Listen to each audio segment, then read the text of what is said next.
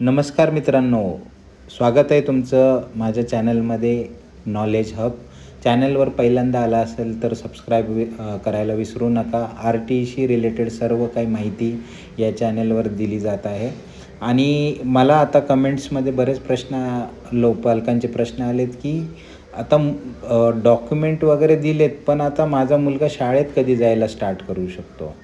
तर मी याचं उत्तर असं आहे की पहिली गोष्ट तर जर तुमचा सिलेक्टेड यादीमध्ये नंबर आला असेल, तर पहिले तर तुम्हाला अर्ज भरताना जी कागदपत्रे तुम्ही नोंदवली होती, ती पत्रांची मूळ प्रत आणि त्याची अटेस्टेड प्रत पडताळणी समितीकडे जाऊन त्या विहित नमुन्यातील आपला प्रवेश ऑनलाईन निश्चित करावा. पहिले तर तुम्हाला प्रवेश निश्चित करायचा आहे आणि त्याच्यानंतर निश्चित झाला आहे याची रिसीट तुम्हाला घ्यायची आहे पडताळणी समितीकडून. ते फार महत्त्वाचं की तुम्हाला ती एक रिसीट देतात, ती निश्चित की तुमच्या मुलाचं किंवा मुलीचं ॲडमिशन हे कन्फर्म झालेलं आहे, त्याची एक रिसीट मिळते. ती रिसीट घेऊन तुम्हाला शाळेत जायचं आहे आणि ती रिसीट ॲडमिशनची तुम्हाला शाळेत जाऊन ती सबमिट करायची आहे. आणि मग तिथे जी फॉर्मॅलिटी आहे ती करून घ्यायची शाळेत तुम्हाला. त्याच्यानंतर तुमची मुले ऑलरेडी स्कूल स्टार्ट झालेलं आहे. एकदा का तुम्हाला ॲडमिट कार्ड भेटलं, तुम्हाला जाऊन शाळेत ती राहिलेली प्रोसिजर करून घ्यायची. जी रिसीट भेटली ती द्यायची. अजून काय त्यांनी डॉक्युमेंट्स विचारले तर ते द्यायचे आणि तुमचा मुलगा त्याच्यानंतर शाळेत जायला स्टार्ट करू शकतो. तर याचं उत्तर सिम्पल आहे. त्याच्यानंतर बऱ्याचशा पालकांना प्रॉब्लेम्स येत आहेत जे सिलेक्टेड झालेले आहेत, कारण बऱ्याचशा कारणांमुळे ॲडमिशन रद्द केले जातात.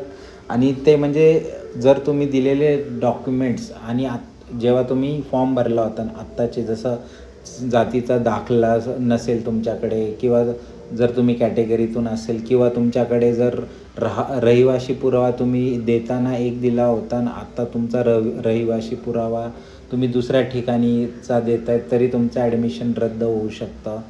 किंवा मग तुमच्या काही डॉक्युमेंट्समध्ये कमी आहे, जसं म्हणजे पूर्ण डॉक्युमेंट्स नाही आहेत तुमचे, तर तुमचं ॲडमिशन रद्द होऊ शकतं. तर पहिलेच जायच्या आधी सगळी लिस्ट जी आहे डॉक्युमेंटची, त्याच्या प्रमाणे डॉक्युमेंट्स बनवा.